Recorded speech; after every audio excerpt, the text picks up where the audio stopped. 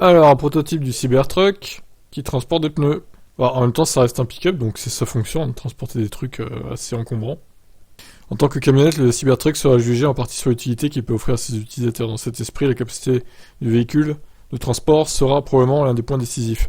Le rendre trop petit compromettrait l'utilité du véhicule, et le rendre trop grand le rendrait trop encombrant. Heureusement, une observation récente d'un prototype Alpha suggère que Tesla a pu concevoir le véhicule de manière à ce qu'il puisse avoir beaucoup d'espace, sans rendre le pick-up lui-même trop monstrueux, comme on peut le voir sur ces photos récemment partagées sur le prototype Cybertruck Alpha. Il pourrait transporter une bonne quantité de marchandises à l'arrière.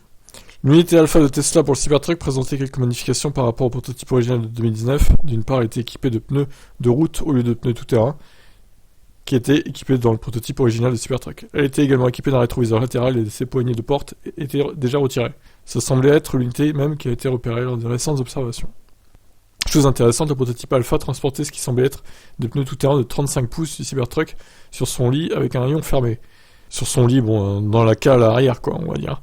Bien que ça soit pas du tout surprenant, ce qui est tout à fait remarquable, c'est le fait que le Cybertruck transportait apparemment jusqu'à 8 pneus 35 pouces. Si tel était le cas, alors il semble prudent de supposer que l'arrière du Cybertruck aurait plus qu'assez d'espace pour le travail et les loisirs. Alors pour comparer avec les autres, le F-150 Lightning ne dispose pas vraiment d'un arrière décent, le Rivian R1T est uniquement équipé d'un arrière de 4,6 pieds, le Hummer, malgré sa taille massive, ne dispose que d'un lit de 5 pieds. Alors je sais pas comment traduire lit pour les pick-up, l'arrière, je sais pas comment ça s'appelle, la cale arrière, le coffre. Bon bref, vous aurez compris quoi.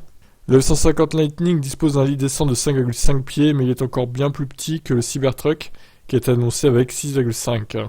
Ça rendrait le Cybertruck étonnamment plus utilitaire que ses concurrents. Bon, bah ça c'est un bon point pour le Cybertruck du coup, s'il peut embarquer plus de trucs. Voilà, vous en pensez quoi de tout ça ?